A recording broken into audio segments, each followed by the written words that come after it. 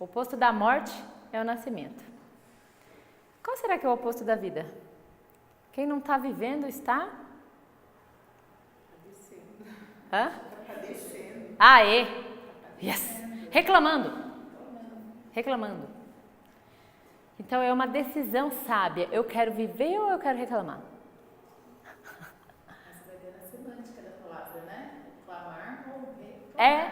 Você vai atrair. O clamar atrai. O reclamar atrai. É.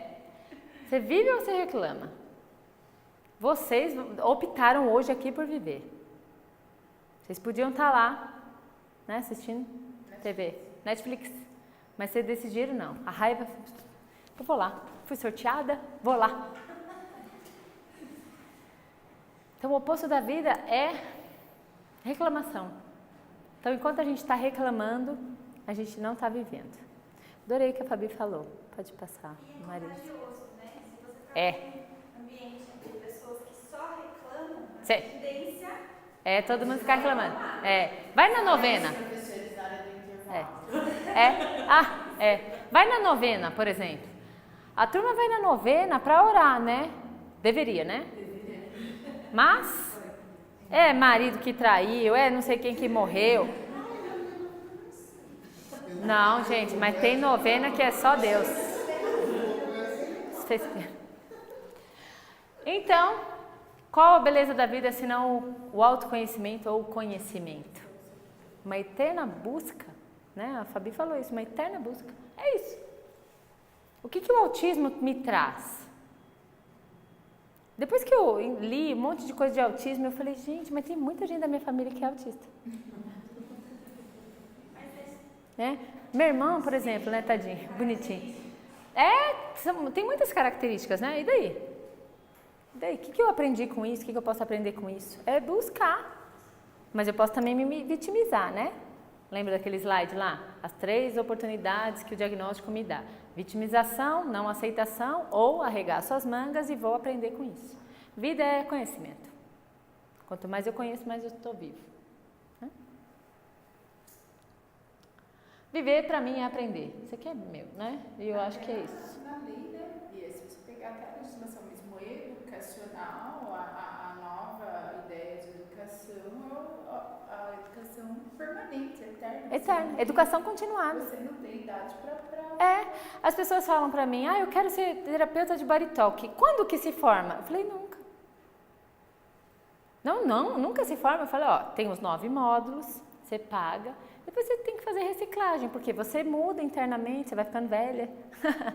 E aí o instrutor tem outras coisas que ele aprendeu em outros cursos, e aí você recicla. Reciclagem, educação continuada. Sempre. E é uma delícia. Mas eles acham isso até os alunos. Essa semana, o aluno falou assim, professora, se eu te chamar para o meu aniversário no sábado, você vai? Aí eu falei assim, eu não tenho isso, se eu não tivesse um compromisso, né? Eu tenho de ir, desculpa. O que eles vão fazer? Eu falei, não, é um curso, né? Eu estou estudando. Quando acaba? Você estuda? Ele perguntou para mim se eu era estagiária. Mas você é estagiária? Não. Mas se você falou que está estudando, eles, né? Essa associação. Eu atendi um adolescente uma época que ele contava assim, sabe? Nossa, mas você fez faculdade, graduação, pós-graduação, não sei. Desespero. Não, eu não vejo a hora de entrar no colegial para acabar, eu não vou fazer faculdade. Por que eu tenho que fazer? Por quê? Aí quando não quer, é que a pessoa está desistindo de viver, está desistindo de conhecimento, está desistindo de algumas coisas, né? Olha, pegar a semântica da palavra também, né, de novo. Vou me aposentar. Aposentadoria. Ir para os aposentos. Quem se aposenta vai descansar. E qual é a consequência de quem descansa? Morre.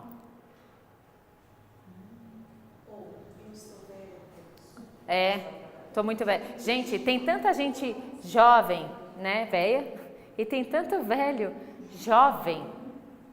Né? Eu estudei com uma mulher que ela é incrível. Ela foi fazer fono porque ela tem uma filha surda. A filha dela até foi vereadora agora, adulta. Gente, é incrível. Ela tinha 50 anos, jovem. Ela saía com a gente, ia nos congressos com a gente, super jovem. Então, a juventude, ela não está no RG, né? Ela está numa energia do corpo. Sair da reclamação. União de todo mundo.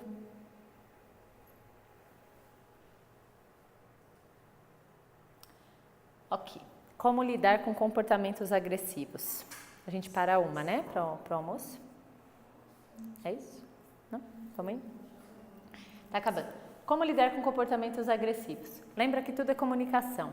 Quando a criança agride, está acontecendo alguma coisa lá no sistema familiar. Ou com ela mesma, mas ela não sabe falar. Então, puxão de cabelo, automutilação, tudo é comunicação. Quando o adulto entende isso, cria força para ensinar.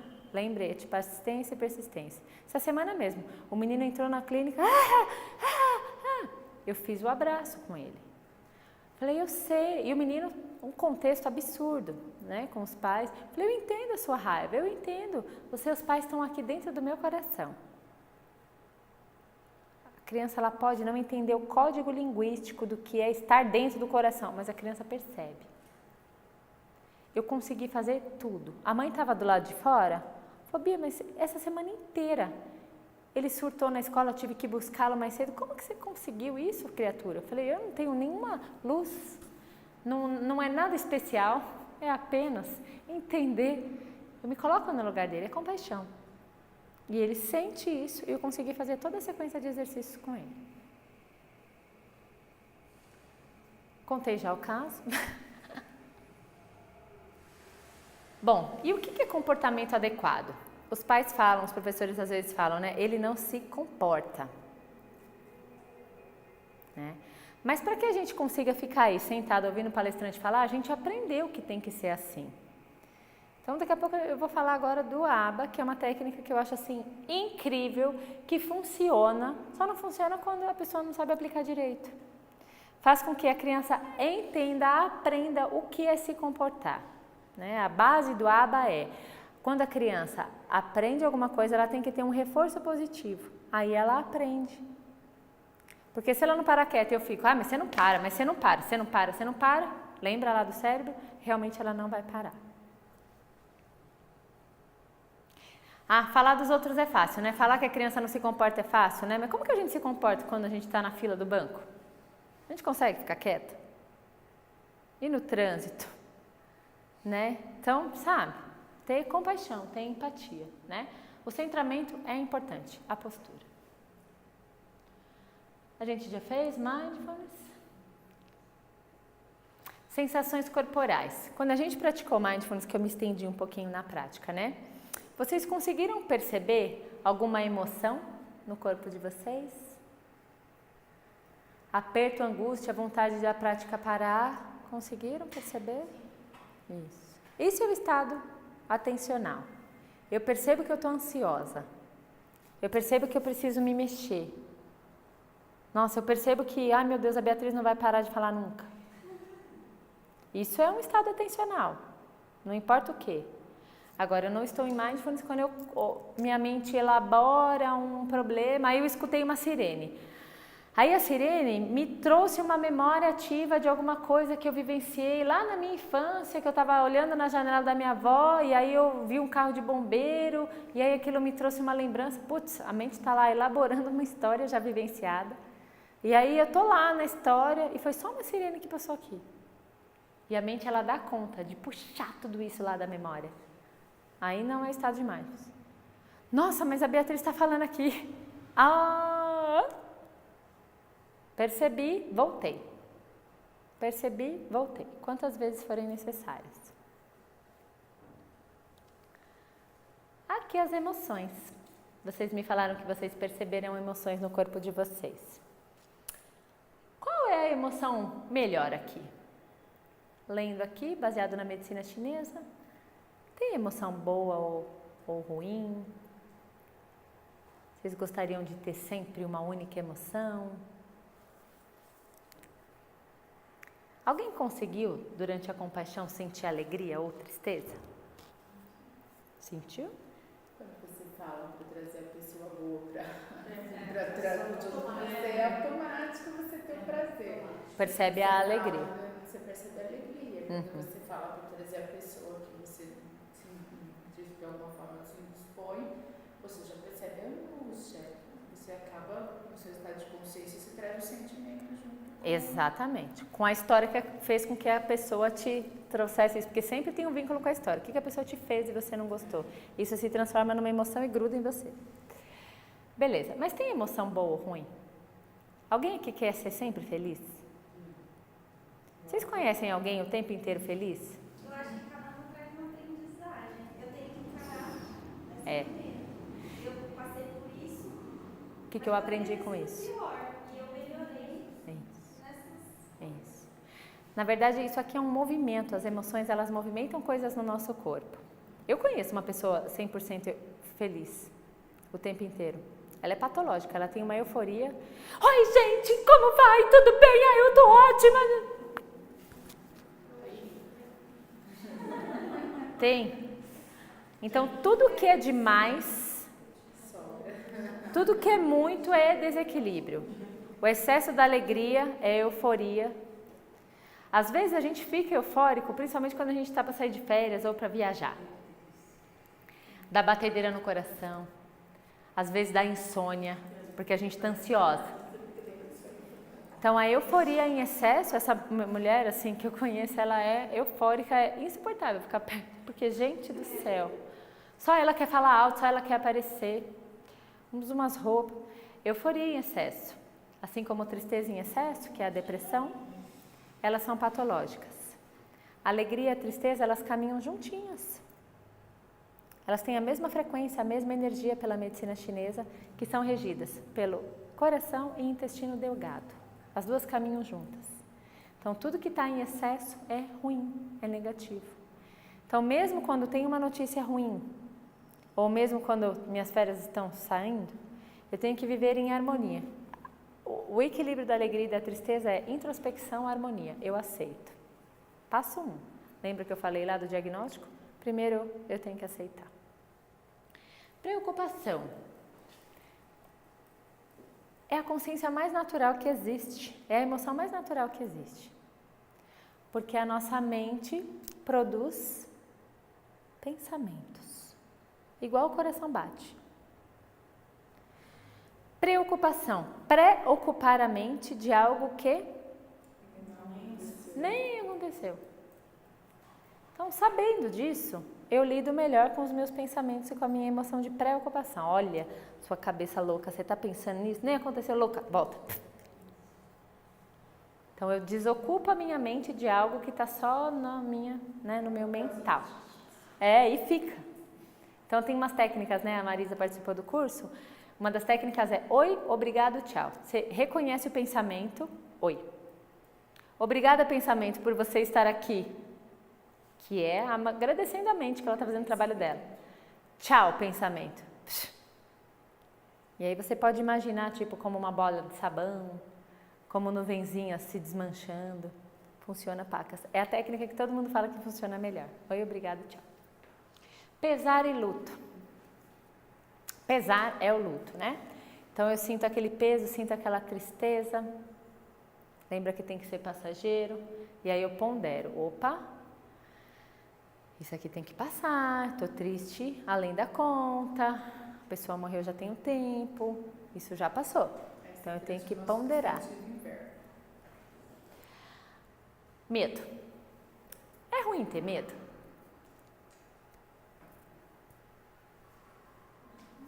Não é ruim ter medo, não. Autista não tem medo, dependendo do grau. Ele sobe lá no escorregador e se joga lá de cima. Se pendura no lustre e não tem a menor noção de que pode quebrar o estuque, que pode... Eles não têm o medo. Atravessam a rua parecendo zumbi. Então, uma das características da criança com autismo é a ausência do medo, que o medo ele protege a nossa vida.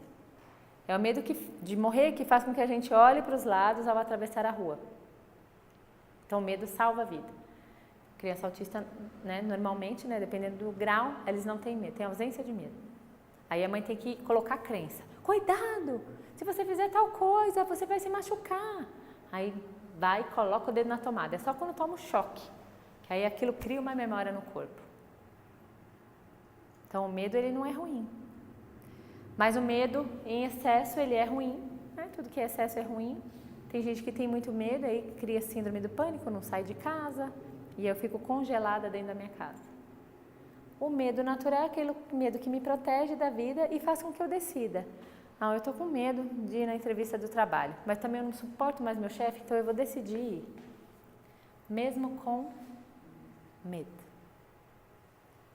A diferença do medroso para o corajoso é que o corajoso faz alguma coisa mesmo se borrando de medo. As pessoas falam, Bia, você é corajosa? Eu falo, com medo mesmo. Coloco o medo lá no lugar e decido. E a energia que vem depois é a emoção da raiva. Já falamos da raiva, que é o movimento. Quando eu tenho raiva, Marisa me fez uma coisa, eu fico com raiva e eu não conto para ela, que ótimo. Isso pode virar em dor de garganta ou coisas até mais graves. Então eu sinto a raiva, do que eu estou com raiva? Preciso saber. Todas as outras emoções são subpalavras, né, dessas 5 da medicina chinesa. E a criança tem que entender isso. Então tem algumas carinhas, né, se você digitar no Google, inteligência emocional infantil. Tem alegria, tristeza, raiva, preocupação, assustado. A criança tem que identificar nela. O que você tem? É medo? Você está triste? Às vezes a criança não sabe nem nomear. Aí mostra o rostinho lá. Qual que combina com você? Aí quando vê o rostinho fica mais fácil. Você está assim, você está assustado. Olha, por que será que você está assustado? Será que foi a primeira vez que a mamãe colocou você na sua cama? Você está saindo da fralda? Então tem uma série de contextos que faz com que a criança tenha aquela emoção. Não é do nada. Mas para a gente identificar, a criança tem que reconhecer para vocês conseguirem ajudar. E desenho, carinhas, é uma maneira bem bacana.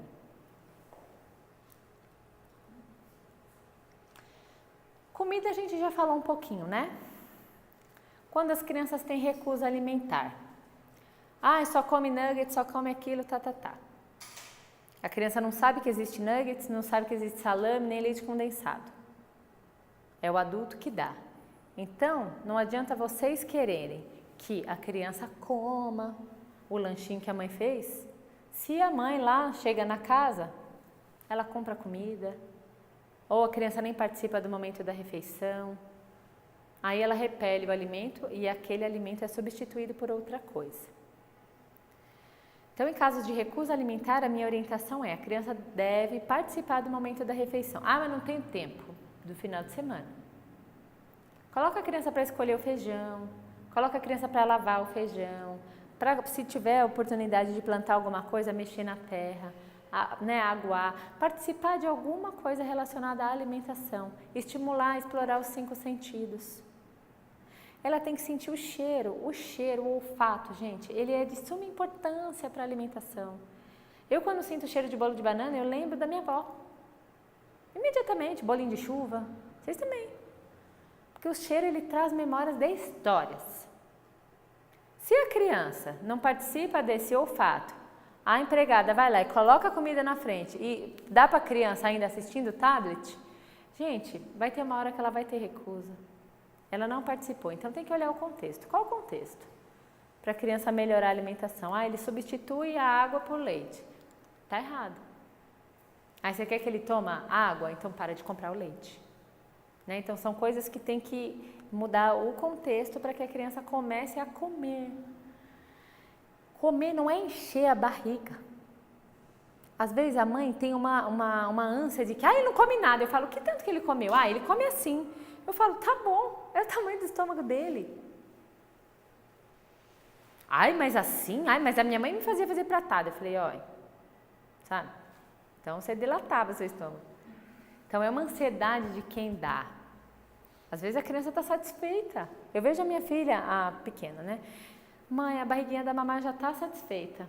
Às vezes ela comeu 4 colheradas. Aí eu olho para a clínica. Os exames ótimos, energia íntegra, inteligentíssima. A minha do meio, ela tem que comer, sei lá, uns 2 pratos. Cada organismo funciona de um jeito. Tá ganhando peso? Tá se desenvolvendo bem? Tá com energia? Ok. 3, 4 colheradas, tá bom. Ah, mas tem que comer mais. Não tem que. Tem pediatra que fala, tem que dar 20 minutos um peito, põe para rotar, dá 20 minutos outro. Gente, isso não existe. Você deu 5 minutos e a criança está satisfeita, ela está ganhando peso, está fazendo xixi, está fazendo cocô, tá bom. Não existe cronômetro. Cada organismo metaboliza, digere de uma maneira. Então tem que ir avaliando, a clínica é soberana. Como que a criança está? Ah, mas não come nada. Alguma coisa come, senão já tinha morrido. Então comer é um ato social, antes de tudo. Quando vai alguém na casa de vocês, o que vocês oferecem? Primeira coisa, antes da pessoa sentar. Você quer tomar alguma coisa? Então comer, ele vincula as pessoas. Mas normalmente é o quê? A babá põe a criança na frente da TV, com o tablet e coloca. Pô, cadê a socialização? Ah, mas as famílias não têm mais tempo. A babá come na casa, então come junto com a criança. É um ato social, então tem que quebrar um paradigma, porque hoje o que tem de recurso alimentar é uma coisa absurda. Crianças extremamente seletivas, mas é porque o adulto vai selecionando, né? E é claro que a criança vai se adaptando. Não é trouxa? É. E é claro que as papilas gustativas, elas se adaptam a uma coisa mais temperada, né? Aquele negócio do miojo lá, aquele trem lá.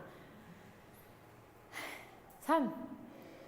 Aí vai querer dar alface para a criança está acostumada com aquele trem do miojo. Não vai comer alface, tem que ser transitório. Coloca menos do tempero, menos, até que não tem tempero nenhum.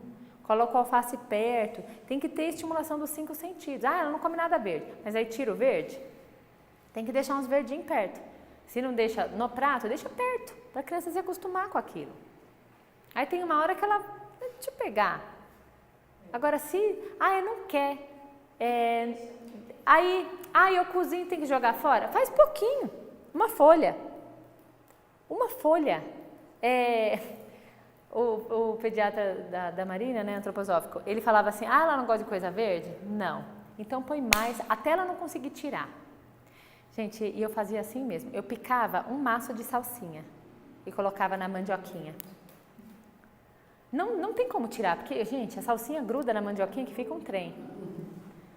E não tem problema, não vai comer, não tem problema, também não vou tirar, vai ficar assim. Acostuma.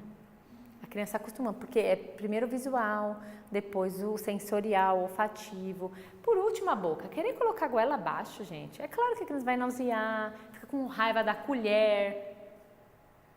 E aí vem os rótulos, né? Eu tenho dislexia não, anorexia infantil. Mas olha o contexto. A mãe foi substituindo, né? Então, já falamos, né? Estimulação sensorial, a importância do tônus muscular. Uma criança que sempre mamou vai querer dar carne? Não vai comer carne coisa nenhuma, vai engasgar, perigoso, entalar. Então tem que ver, é tudo devagarzinho. Se a criança não come, querer dar uma pratada, não, gente, ela tem que começar com um estímulo só gustativo. E é devagar, porque foi bem devagar que você acostumou mal a criança. Então, devagarzinho a criança consegue melhorar o paladar, estimulando o olfato, estimulando a parte visual. Olha, mamãe está fazendo papá, olha o barulho da pipoca estourando. Coisas lúdicas, simples, mas que tem que mudar o contexto. O estado mental alfa, né? É exatamente o que a gente estava falando. A gente não consegue aprender quando a gente está com fome, quando a gente está ansioso. A gente não consegue, tem uma hora que dá um boot cerebral. Eu fico imaginando as professoras depois da aula de educação física, como fazer com que a criança, depois de toda aquela energia, depois daquela brincadeira, consiga se concentrar na aula de matemática, por exemplo. Então é claro que, né, o ideal seria o professor de educação física depois fazer uma atenção plena lá, ou um relaxamento, qualquer coisa, para manter o foco atencional. Mas a maioria das vezes os professores não fazem. E aí a criança chega, mesmo depois do recreio, gente. E aí é a aula de uma matéria nova, pré-prova. Então, como manter o foco atencional? Então, vários estudos em Mindfulness dizem que essa onda cerebral alfa, que é uma onda cerebral intermediária, que sai da onda beta, que é essa que nós estamos, que é a onda mais alerta, passa pela alfa, depois tem a teta e a delta. A teta e a teta é aquele estado de pré-sono, onde eu estou dormindo, mas eu escuto as coisas do ambiente. E o delta é aquele sono, que eu falo que é o sono da morte, aquele sono da gravidez. Logo depois do almoço. Não, sono da morte? Sono da morte. Ah, eu tenho. Então, o delta é aquele estado profundo de relaxamento. Então, não é nem isso, nem aquilo outro. É a onda alfa, que é eu estou alerta, né, e relaxado ao mesmo tempo. O estado mental mindfulness promove esse estado de alerta e relaxado ao mesmo tempo. Porque se eu estou agitado, eu não consigo aprender. Então, se é uma criança que tá, né, que teve um problema emocional, que está com uma dificuldade ali de atenção, e o professor tem que passar a matéria para o resto da turma, aquela criatura ela não vai aprender. O aluno que eu tenho lá, ele é autista, eu acho que ele está na sala. Você falou, eu estou na sala, eu muito barulhenta, ele Não aprende, bloqueia. Não aprende. Então, o ideal é o professor, sabendo disso, fazer com que ele consiga colocar as crianças, isso é possível, né, num estado um pouco mais relaxado. Um pouco mais. Não vamos imaginar que as crianças vão ficar atentas, porque isso foge da realidade atual. As crianças não são atentas, nem os adultos são como que quer que as crianças sejam, né?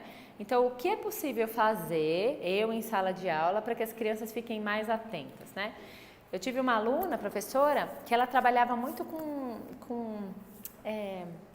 automanipulação, automassagem mesmo, né? Olha, vamos lá, vamos se massagear, vamos dar uns tapinhas, vamos fazer massagem no amigo. Gente, funcionou muito, melhorou muito o rendimento da sala de aula. Para as crianças se perceberem, se tocarem, parar de, ai, porque o fulano na hora do recreio brigou comigo. Então, se tocar, prestar atenção, vamos fazer um desenho, fazer alguma coisa para trazer o foco atencional. Senão vocês vão ficar aqui de bobo da corte, fingindo que trabalham e as crianças fingem que aprendem, e isso é bem complicado, né? Não sabendo de um conhecimento desse, o que a gente pode fazer? Tem livros, né, de yoga, algumas coisas assim, que a criança se beneficia. Vamos fazer a respiração do balão, vamos prestar atenção no movimento que o abdômen faz. Olha a barriguinha levantando, murchando enquanto você respira. Vamos colocar um ursinho, em caso de bebês, né? Sei lá, uma bola, alguma coisa aqui, vamos ver o movimento do abdômen, presta atenção, você consegue perceber? Às vezes a criança está tão aérea que não percebe, aí você dá uns toques, né? Faz o córtex, faz alguma coisa assim, para ter o foco no corpo. A ideia é trazer a atenção para o corpo, isso facilita a aprendizagem. Então, o córtex a gente já fez, e a última prática é o coração invisível. Eu adoro esse exercício porque, principalmente em situações de extremo estresse, as crianças elas estão tão presas nos contextos familiares, né, que aí eu acabo fazendo com a criança ali na terapia. Vocês podem fazer em sala de aula, mas aí eu sugiro que façam num momento separado, né? Ou se é uma criança que está excluída do grupo, olhar para o olhinho da criança, né, cada um do grupo, e falar, eu vejo você, né? É muito bonito esse livro. Chama Eu Vejo Você, e essa técnica é Eu Vejo Você. E o que quer dizer isso, né? Para mim você pertence. Apesar do rótulo, apesar de todas as dificuldades, você tem um espaço lá no meu coração. Eu vejo você. E o coração invisível é a técnica que facilita o entendimento da criança, para a criança perceber que lá dentro dela tem o pai e a mãe. Apesar de toda a história do pai, apesar de toda a história da mãe, apesar de todo o contexto que fez com que a criança tivesse tal transtorno, tal dificuldade. E o professor, né, diferente do terapeuta, mas o professor não precisa entender qual é o contexto direitinho, porque vocês não são terapeutas. Mas apenas olhar para a criança e falar, vamos imaginar que você pega o meu coração e eu estou puxando aqui o meu coração. Imagina que esse é um fio invisível e você segura o coração da tia Bia aqui, da tia fulana. Isso. Agora você vai colocar lá no seu coração. Agora a gente vai imaginar o seguinte, que esse fio invisível conecta lá com seu papai e com a sua mamãe, vai grudar lá no seu papai e na sua mamãe. Muito bem, agora esse fio invisível vai conectar lá com o vovô, com a vovó, os pais da mamãe. Vai grudar lá com o vovô e com a vovó, os pais do papai. E o quanto vocês conseguirem conduzir a ideia do fio invisível. A criança vai entendendo que apesar de toda a confusão, de todos os contextos, o adulto, o ajudante está ali inteiro para ele. E isso pode ser feito com crianças com deficiência mental grave. Eu faço, eu vejo que tem efeito. Eu sei que você está chateado, mas vamos brincar do fio invisível? Coloca a mão no coração da tia Bia. Muitas vezes eu não posso ir lá para trás porque a criança se perde. Não posso ir vô e vó. Coloca a mão no coração da tia Bia. A tia Bia vai colocar a mão no seu coração. Vamos respirar junto. Isso, olha, eu estou sentindo o seu papai e a sua mamãe aí dentro de você. Eu estou sentindo. Você está sentindo o papai e a mamãe da tia Bia? Tem foto dos meus pais, né, lá no consultório. E eles veem tudo. Ó, você está sentindo eles aqui? Tia Bia está sentindo seu papai e sua mamãe aí. Isso também é descrito lá no livro, né? Eu Vejo Você. É da Frank. Frank é um nome alemão, não vou me lembrar. Eu Vejo Você, da editora Atman, vocês vão ver. E a hora que eu li aquilo, me deu uma emoção. Eu falei, gente, que bonito, eu vou testar. Eu acreditaria, né? Eu acreditava que dava certo, né? Mas eu falei, vou testar. É impressionante. A criança, ela se sente incluída, pertencente. É como se, ok, com essa tia aqui eu não posso dar ponto sem nó. Respeita a hierarquia, eles sentem que a gente respeita a história e tudo bem. Isso, a gente pode encontrar esse lugar lá dentro do nosso peito, independente se faz sentido, não faz. Ali, às vezes, na hora daquela criança tão confusa, vocês podem lembrar dessa técnica do coração invisível, para tranquilizar a criança. Foi uma das técnicas que aquela minha aluna fez com a criança que convulsionava. E foi bem bacana. Ela falou assim, nossa, aí eu lembrava dos meus pais, aí eu me acalmava, porque eu me achava tão frágil. Perdeu o pai cedo, a mãe que criou, enfim. E aí quando você falou, Bia, que não, meu pai ele está vivo dentro de mim, aquilo fez muito sentido. Como eu não tenho meu pai, eu matava meu pai todos os dias, sem querer. E eu esquecia de lembrar que ele me deu a vida. Então, quando você fez o coração invisível, eu lembrei que eu tenho pai. Ele mora dentro de mim, ele só é falecido. Então, isso teve um efeito na vida dela e um efeito para os alunos. E muito obrigada por me ouvirem tanto. O próximo slide, pode passar. São os meus contatos. E a Marisa tem o meu celular. E agora eu vou deixar para as meninas falarem. Muitíssimo obrigada. Qualquer dúvida que vocês tenham, eu estou super à disposição. Coloquem em prática as técnicas e depois deem um retorno para nós.